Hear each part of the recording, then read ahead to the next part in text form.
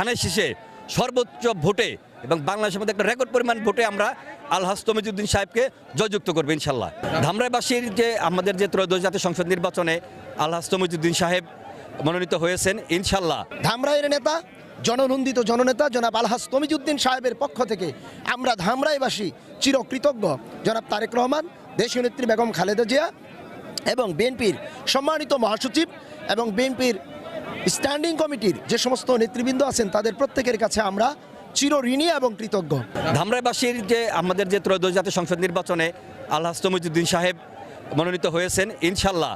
আমরা তরুণের যে প্রতীক তারেক রহমানের যে আস্থা, বিশ্বাস এবং ভালোবাসা, সেই ভালোবাসার সর্বোচ্চ প্রতিদান ধামরাইবাসী দেবে ইনশাল্লাহ। আলহাজ তমিজউদ্দিন সাহেবকে ধানের শীষে সর্বোচ্চ ভোটে এবং বাংলাদেশের মধ্যে একটা রেকর্ড পরিমাণ ভোটে আমরা আলহাজ তমিজউদ্দিন সাহেবকে জয়যুক্ত করবো ইনশাল্লাহ, এই আশাবাদ ব্যক্ত করতেছি আমি। আর তারেক রহমানের স্বদেশ প্রত্যাবর্তন উপলক্ষে আজকে যে জাতীয় স্মৃতিসৌধে যে বীর শহীদদের প্রতি যে শ্রদ্ধার জন্য আর অল্প কিছুর মধ্যে আমাদের যে কেন্দ্রীয় নেতা, বিএনপির প্রাণ বলতে গেলে এখন বর্তমানে আগামী প্রধানমন্ত্রী ইনশাল্লাহ আমরা আশা করতেছি জননেতা জনাব তারেক রহমান অল্প কিছুর মধ্যে আমাদের এখানে আসবেন শহীদদের প্রতি শ্রদ্ধা জানানোর জন্য। আমরা ধামরাই উপজেলা যুবদল, ছাত্রদল, বিএনপির পক্ষ থেকে ওনাকে এখানে স্বাগত জানানোর জন্য আমরা এখানে উপস্থিত হয়েছি। আরও আজকের এই তারেক রহমানের যে একটা বার্তা, সেটা হলো কালকের যে আপনার বক্তব্যে শুনতে পারছেন যে সন্ত্রাস, চাঁদাবাজ মুক্ত এবং পরিচ্ছন্ন সবার জন্য একটা বাংলাদেশ চাই আমরা। যে দেশের মানুষ, যে দেশের কৃষক, শ্রমিক জনতা, যারা কিনা আপনার শান্তিতে এবং সুখী সমৃদ্ধ একটি বাংলাদেশ বিনির্মাণের জন্য তারেক রহমানের যে মিশন সেটা কালকে উনি উল্লেখ করেছেন। তো আমরা আজকের তারেক রহমানের জন্য আমরা অধীর আগ্রহে বসে আছি। আমরা ধামরাইয়ের আপামর জনসাধারণ আশা করতেছি অল্প কিছুর মধ্যে তারেক রহমান চলে আসবেন এবং পুষ্পার্পণ করবেন এবং আমাদের ধামরাইবাসীর পক্ষ থেকে তারেক রহমানকে সদরে গ্রহণ করার জন্য আপামর জনসাধারণ আজকে এই কেন্দ্রীয় আপনার স্মৃতিসৌধে এসে উপস্থিত হয়েছেন। এজন্য সকলকে ধন্যবাদ। আজকে মহান মুক্তিযুদ্ধের অন্যতম স্মৃতিস্তম্ভ এই সাভার জাতীয় স্মৃতিসৌধ, এখানে আজকে আমরা একত্রিত হয়েছি।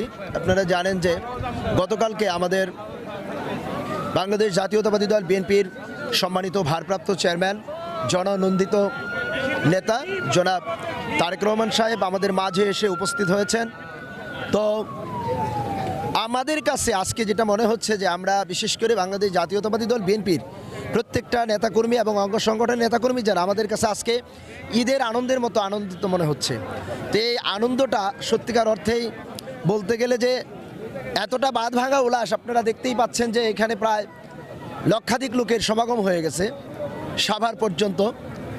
তো এই একটি কারণ, সেটি হচ্ছে যে জননেতা জনাব তারেক রহমানের প্রতি ভালোবাসা, মানুষ তাকে যে কতটা ভালোবাসে এটা আমরা আসলে এই না দেখলে বিশ্বাস করতে পারবো না।